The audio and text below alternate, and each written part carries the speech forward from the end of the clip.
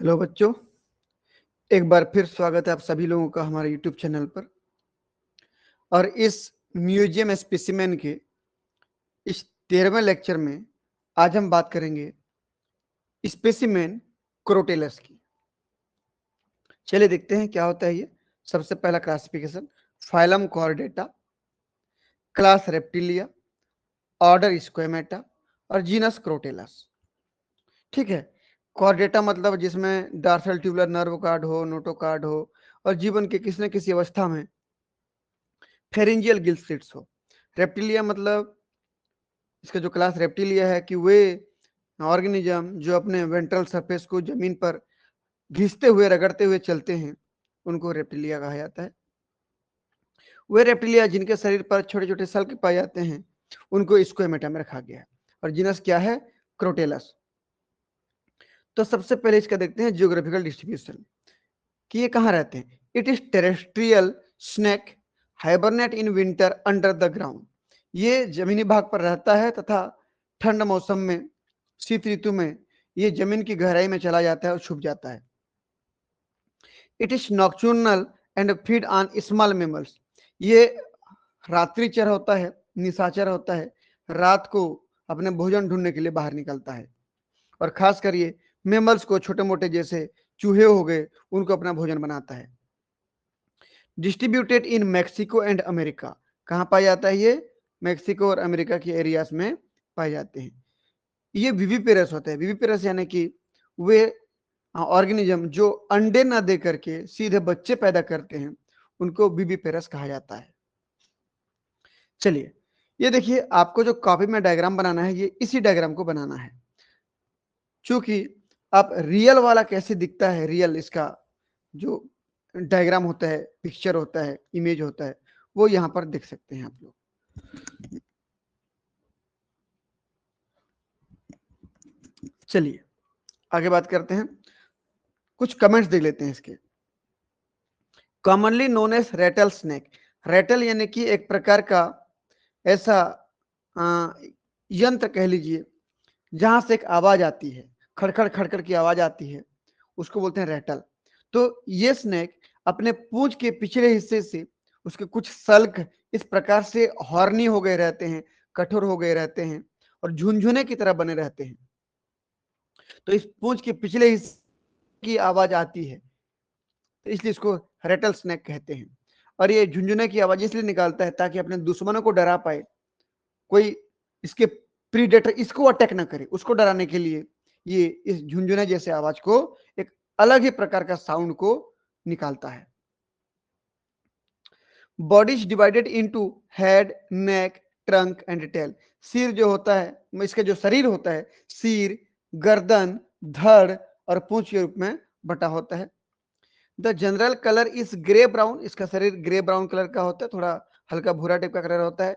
Dark band on the body forming a handsome pattern. तो इसके शरीर में कुछ डार्क बैंड भी देखने को मिलते हैं। देख लीजिए आप, ये बैंड देखिए तो ब्लैक ब्लैक वाला बैंड दिख रहा है ना, ये बैंड देखने को मिल रहा है। इससे इसकी शरीर के पैटर्न बहुत बेहतर बन जाते हैं। अगला देखिए, head is distinct from neck and bear mouth, nostril, eyes without eyelid. इसका सिर जो है गर्दन से अलग रहता है, उसमें नाक, आंख और मुंह बहुत अच्छे से दिखाई देता है, पाया जाता है। और आंख जो होता है उसमें आईलिड नहीं पाई जाती, यानी कि उसमें पलकें नहीं पाई जाती, पलक नहीं झपक सकता। ठीक, हमने जितने भी स्नेक पढ़ा सभी में किसी में भी आईलिड नहीं पाई जाती। अगला, टिम्पेनम इज एब्सेंट। इसका जो कान वाला हिस्सा है, बाहर से जो पर्दा रहता है जो कान को ढके रहता है, वो भी इसमें एब्सेंट होता है। अगला, the upper surface of the head is covered with small scales. सिर का जो सबसे ऊपरी वाला भाग होता है, वो छोटे छोटे सल्कों से ढका होता है। ये वाला भाग छोटे छोटे सल्कों से ढका होता है। ठीक, बहुत ही स्मॉल स्केल पाए जाते हैं। Presence of two pair of internasal scales. इसके नेजल की अगर मैं बात करूं, इसके नाक की मैं अगर बात करूं, तो जूम कर रहा हूं, डायग्राम देखिएगा आप लोग। ये सामने से देखिए नाक दिख रहे हैं इसके, तो इन दोनों नाक के बीच में एक जोड़ी सल्क पाई जाती है। जैसे पहला जोड़ी ये हो गया और दूसरा जोड़ी ये हो गया, तो इनको मैं बोलूंगा ये देखिए, ये इधर का पहला, इधर का पहला ये हो गया, इधर का दूसरा नंबर, इधर का दूसरा नंबर, तो 2 जोड़ी हो गए, पहला जोड़ी ये, दूसरा जोड़ी ये। इनको मैं बोलूंगा इंटरनेजल स्केल बोलूंगा। ठीक, तो 2 नोस्ट्रिल के बीच में जो स्केल पाया जा रहा है वो 2 जोड़ी यहां पर स्केल्स पाए जा रहे हैं, 2 पेयर। ठीक, अगला, maxillary bones contain 2 erectile fangs, one on each maxillary and remain folded back when not in use। बाकी वाइपर और पिट वाइपर की तरह इसमें भी जो विष दंत होते हैं, पॉइजन टीथ होते हैं, या बोलूं फैंज होते हैं, वो भी एक जोड़ी होते हैं, दोनों साइड पे होते हैं और ऊपरी जबड़े के मैक्सिला बोन से जुड़े होते हैं। आप इस डायग्राम देख सकते हैं, यहां पर देखिए, ये लेफ्ट साइड का फेंज दिख रहा है आपको और ये राइट साइड का फेंज दिख रहा है। ये जिस हड्डी से जुड़ा है, इस हड्डी का नाम है मैक्सिला। ठीक, और ये फेंज भी इरेक्टाइल होता है, यानी कि जब इसका यूज नहीं होता तो ये फेंज अंदर की तरफ ऐसे फोल्ड होके रहता है। जिस प्रकार से वाइपर और पिट वाइपर में, पिटलेस वाइपर और पिट वाइपर में जिस प्रकार से फेंज पाए जाते हैं, सेम टू सेम इसमें भी पाए जाते हैं। अगला देखें, प्रेजेंस ऑफ रेटल। रेटल बोल रहा हूं एक प्रकार की झुंझुना समझ लीजिए। At the end of the tail, कहां पाई जाती है? पूंछ के आखिरी हिस्से में। एंड ऑफ द टेल देखिए, ये वाला हिस्सा, ये पूंछ का आखिरी हिस्सा है, उसको क्या कहते हो आप लोग? रेटल। एक प्रकार का झुंझुना है वो। Rattle is formed by the union of 10 to 12 hollow segment of dry horny skin. एक सूखे स्किन के स्ट्रक्चर से लगभग 10 से 12 खोखले संरचनाओं से मिलकर बना होता है। अगर इसके इस रेटल की अगर मैं बात करूं तो ये रेटल देखिए, ये भी रेटल है और ये भी रेटल है। तो ये रेटल का ये डॉर्सल व्यू है, ऊपर से देख रहे हो आप, डॉर्सल व्यू। और ये वाला जो अगला वाला डायग्राम दिख रहा है, ये रेटल का वेंट्रल व्यू है। ठीक, अब यहां पर अगर गिनना चाहो तो इस प्रकार से आप गिन सकते हो, 10 से लेकर 12। यहां पर देखिए, पहला नंबर का मान लीजिए, इसका पहला, ये दूसरा, ये तीसरा, चौथा, पांचवा, छठवां, सातवां, आठवां, नौवां, 10वां और 11वां 12वां भी हो सकता है।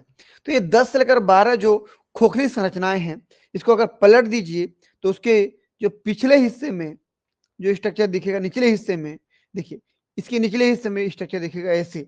और देखिए तो कैसे दिख रहा है, कितना जबरदस्त तरीके से अरेंज हुआ है ये। जब इस पूंछ को हिलाएगा तो आपस में ये सब टकराएंगे, और टकराएंगे तो वहां से खड़खड़ खड़खड़ खड़खड़ झुंझुने से एक जैसे आवाज आता है, वैसे आवाज आता है। और जब ये कंटिन्यूसली इसको सेक करते रहता है, हिलाते रहता है ऐसे, तो कंटिन्यूसली एक अजीब प्रकार का नॉइज आता है, साउंड आता है, जिसकी वजह से ये अपने दुश्मन को डरा पाता है, उसको भगा पाता है। ठीक, तो चलिए देख लेते हैं अगला।